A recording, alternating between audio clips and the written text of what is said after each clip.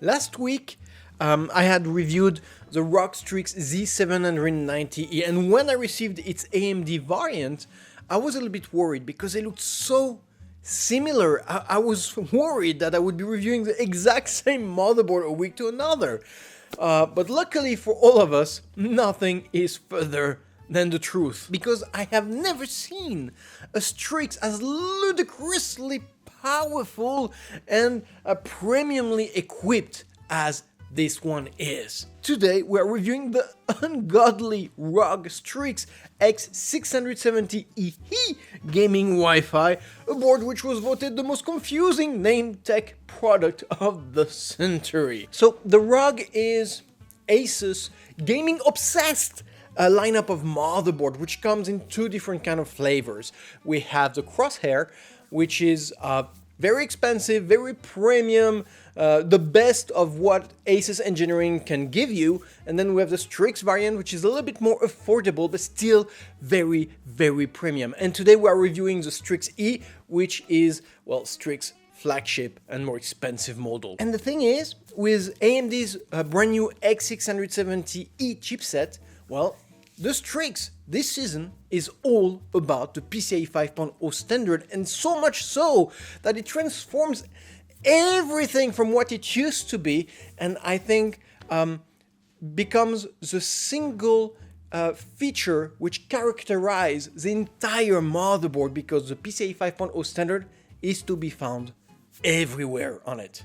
Now, starting with the obvious, we are dealing with a very robust 8 PCB layered ATX motherboard, which is a first coming from an AMD powered STRIX motherboard and has heavy consequences on about everything around it. It means a better VRM heat diffusion, a better PCIe signal isolation, and an overall longer lifespan. A fundamental which means that the STRIX just jumped much higher in its premium appeal and also in its pricing, because adding PCB layers does mean a much more expensive manufacturing process. Now, design-wise, well, I find it absolutely gorgeous.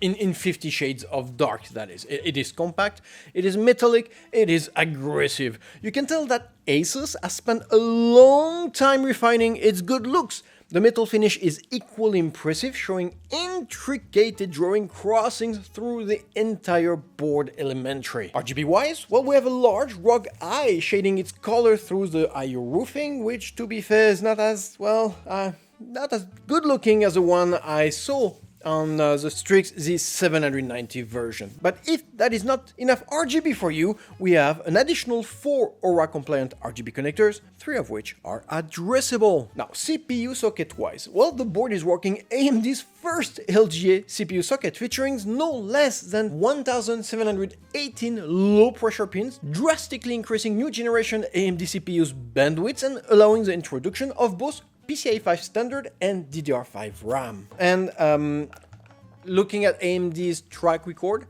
I think it is fair to say that we are going to be dealing with this CPU socket for at least 3 to 4 years, meaning that it makes it a safer upgrade investment. Now, VRM wise, well, the STRIX X670E departs our orbit and implodes our CPU with no less than 2,200 amps worth of power, 2,000 of which only is CPU-centric, organized in an 18+2 direct phases. Now, it is important to note that this is the most powerful board I have ever reviewed in terms of processor-centric power delivery, and much more than you'll ever need to operate and severely overclock any processors of the current Ryzen 7000 family. And some would say that having 2200 amps is comically overkill, but this is the only VRM I have used so far, which successfully pushed my 7900X all cores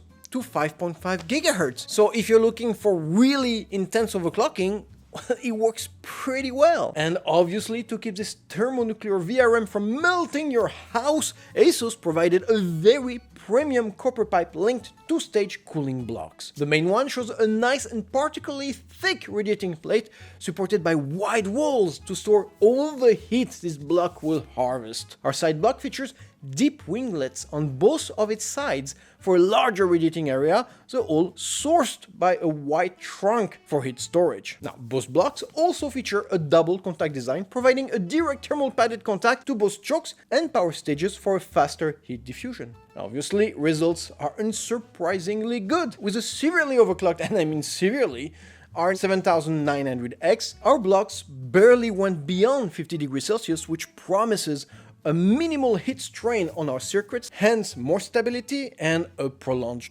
board lifespan. And obviously, well, I cannot imagine this board to be coupled with anything less than the 7900 or the equivalent in the years to come. Now, memory-wise, our STRIX X670E supports 128GB of DDR5 RAM, overclockable up to a, well, very conservative 6.4 GHz, which, despite not being the fastest clock of its range, I mean, look at the 7.8 GHz we saw on its Intel variant, remains plenty fast enough for current AAA games and content creation. Now, staying in the memory, we have 4 M.2 solid-state drives, 3 of which, and that is unprecedented, are PCIe 5.0 compliant, meaning that they can all swap data up to whooping 128 gigabit per second. And that is really a big deal for me because, for one, this is the only place where right now you can feel the all might of the PCIe 5.0 bandwidth on your day-to-day computing, the storage. And usually I only see one of those, one M.2 solid-state drive connector PCIe 5.0 compliant. Here we have 3 of them, and that really helps bringing this new standard to maturity. Now, our 4th M.2 connector runs 4 lanes at PCIe 4.0 standard, which translate in a still very, very fast 64 gigabit per second worth of data swap. But obviously, all that bandwidth does translate in a lot, and I mean a lot of heat, and that is why ASUS has equipped our board with long and thick, very thick thermopadded heat shields. And here I need to break it down in different parts because ASUS, oh dear ASUS, didn't just stop there. They really went beyond any kind of rational means to make sure our sticks would stay cold as ice as long as they possibly could. Starting with our first CPU connected stick, which received the bulk of the attention here with a board-based thermal pad to provide a double-side thermal padded contact. And that's cool, but what really takes the cake here is that crazy 2-leveled heat shield, which features its own copper pipe connected to its own choo-choo plate. I like to call it choo-choo. It is very similar to what we've seen on last week Intel STRIX version, but apart from keeping our M.2 solid-state drive stick chill as a Dutchman for the rest of its life, it looks so absolutely cool, further pushing the aggressive muscle look of the board. The other M.2 solid-state drive received equally efficient thermal padded heat shields, which do a great job at keeping their tenants cool at all time. And I could stop here, but ASUS has decided to go insane in the membrane and provided an optional high, very high profile heat shield for our 3rd and 4th M.2 connectors called the massive bundled PCIe 5.0 M.2 heatsink. I love it! The why is easy to explain, to be fair, because, you know, PCIe 5.0 enabled M.2 solid-state drive go to a complete different level of heat, and when you have 2 of them who are sharing the very same heat shield, you need some hump to it. And the reason why we have 2 options here, either the one who comes pre-installed on the motherboard or that ludicrously very thick one, is if you decide to go with a second video card on this motherboard, because this is a dual GPU motherboard, in which case the higher one will not be able to fit or to share space with a second video card. Now, last but not least, I want to note that all of our sticks come equipped with ASUS' very own screwless mechanism, which I believe remains the simplest, most sturdy M.2 locking mechanism on the market thus far. Overall, well, definitely the most advanced M.2 solid-state drive storage configuration I have seen on a motherboard, with a broad PCIe 5.0 adoption and something which will really impact your day-to-day computing for now and for many years to come. So absolute big as M.2 solid-state drive, kudos to ASUS for this. Now, staying a little longer in storage, I need to mention our reduced SATA 3 presence, only showing 4 plugs now for your legacy drives, but I tend to agree this reduced presence when you look at such a strong M.2 storage availability. Now, expansion-wise, we have 3 16 slots with different speeds. As usual, only the CPU-linked one gets a full 16 PCIe lanes treatment. Therefore, this is where you want to place your GPU for optimal performances, hence the metallic reinforcement. Now, in a single GPU configuration, it can run up to a very fast PCIe 5.0 fueled 64 gigabytes per second. In a dual GPU configuration, our two first 16 slots share lanes in an 8:4 ratio at PCIe 5 standard, which translates in 32 and 16 gigabytes per second worth of data swap respectively, which is more than enough for current video cards to run optimally. The last naked 16 slots has no reason to blush since it runs at a very respectable 4 lanes at PCIe 4 standard, meaning up to 8 GB per second, which will be great for PCIe based storage or a capture card. Finally, let us not forget to mention that ASUS has equipped our first GPU slot with its PCIe unlocking mechanism it introduced last year, and which will make your life so much easier in your GPU retrieval adventures. Now, I do need to mention that this is not the same updated GPU unlocking mechanism we saw on the STRIX Z790 last week. This is the older version one, the very first tryout version we saw on the Z690 TUF last year.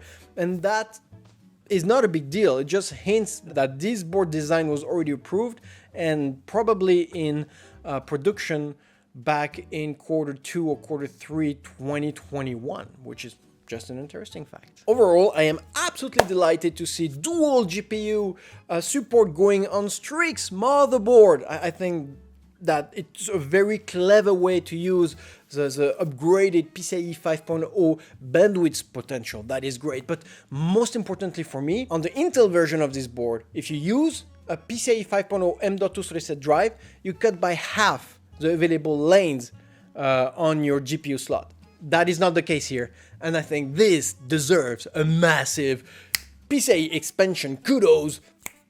What? Much better. PCIe 5.0 expansion. Kudos to ASUS for this. Now, back I/O wise, first let me note the presence of an integrated back I/O, always reassuring. And starting from the left, we have our HDMI and DisplayPort output for our integrated graphics, which by the way is a thing on all of the Ryzen 7000 series. 13 USB 3.2 second generation, all able to transfer data up to 10 gigabit per second, except this one, which is a dual channel Type-C, therefore able to transfer up to whopping 20 gigabit per second. Obviously, that's a ludicrous. Just there, we have 140 gigabit per second worth of data transfer. Next, we have our clear CMOS and flashback buttons, which I'm very happy to see here, a 2.5 gigabit per second surged protected LAN, our dual band Wi-Fi 6E able to transmit in the much cleaner and faster 6 GHz radio spectrum, and finally our premium 7.1 channel Realtek 4080 ALC codec, serviced by a generous 700 microfarads worth of capacitors, which will do an excellent job at rendering deep bass, but most importantly will do studio-graded job at recording as well, especially appreciable and great for streamers out there. Overall, well, 13 generation USB 140 gigabit per second worth of bandwidth output, which is completely ludicrous and works right in the CROSSHAIR HERO market space and propulses the STRIX way up in terms of premium appeal. Now, chipset-wise, our STRIX is powered by AMD's brand new X670E. Now, interestingly, it comes in a 2 7 watts Prom 21 chips, which have been judiciously placed at opposite ends of the board to avoid heat bleeding. In effect, we no longer need an active cooling solution as we've seen on its X570 predecessor. Instead, we do have this very long and thick low-profile heat plate, which is not only good looking, but great at radiating the widespread heat away, keeping temps way below 50 degrees Celsius, which is about the best temps I have seen on a X670E powered board so far. Now, on the inside, we have a bunch of PCIe lanes going in 3 different PCIe standards direction, but what really set apart the X670E is that it can utilize many more PCIe 5.0 lanes from the CPU, which allows boards like this to impose a lot more PCIe 5.0 bandwidth than its watered-down and cheaper X670 variant. Now, front panel connector-wise, well, let's start with 3 USB 2nd generation connectors, and I can already hear you're asking me why 3. Usually these boards come with those 2 legacy connectors, which really serve nothing than for monitoring purposes. Well, because there's only one 5 gigabit plug on this board instead of 2 on its Intel version, I suspect that ASUS tried to say, hey, we don't have the space or the bandwidth space to add a second 5 gigabit connector, so we'll give you an older one, a third older one, just to make up for it, which it really doesn't. We also have a dual channel Type-C able to transfer up to a very fast 20 gigabit per second and fast charge up to 30 watts your phone, which I find very, very useful indeed. Finally, let me note the presence of our Thunderbolt 4 card connector, which if used will provide us with a very generous 40 gigabit per second worth of output. Always appreciated. Cooling wise, our board has a healthy 8 PWM fans, one of which can support a water pump, which is what you'd need for classic air-based or even all-in-one water cooling configuration or solution. Great. I still regret the fact that we don't have a second water pump connector, because this board is so powerful and so enthusiastically driven.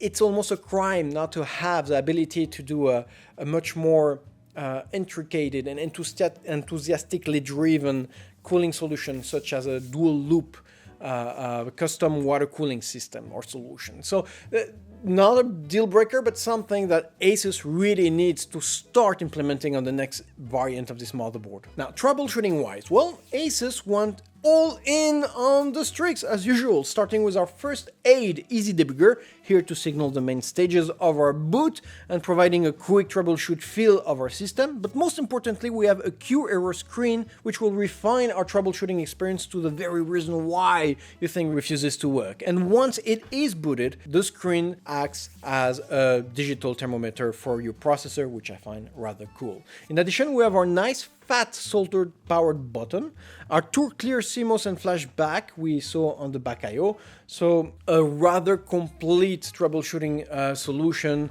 which we are usually having on the STRIX E variant. Now, in conclusion, the ROG STRIX X670E HERO gaming Wi-Fi will cost $500, which is more or less a $150 premium when compared to its X570 predecessor, which is obviously not a fair comparison because it's 3 years old. I think the best comparison we can go here is with its Intel variant, which we just reviewed last week, the ROG STRIX Z790E, which costs exactly the same amount of money. And despite sharing many similarities, I feel that this STRIX, compared to last week's one, brings so much more to the plate. First, I have never seen such a clever and imposing PCIe 5 implementation. It usually makes a very shy appearance, but not here. The PCIe 5.0 standard is everywhere, and it does affect performances and bandwidth availability drastically. The VRM is beyond future-proof, and I really hope this board will be around more than just a couple of Ryzen generation so that we can see what it can really do. And the truth is,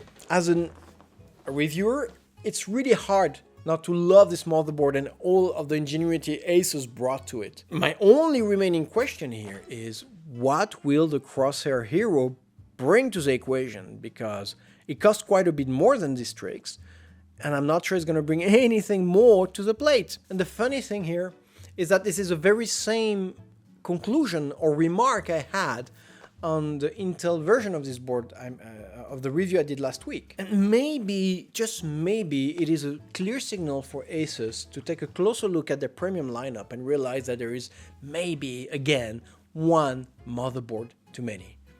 And my best bet is, it's not the STRIX.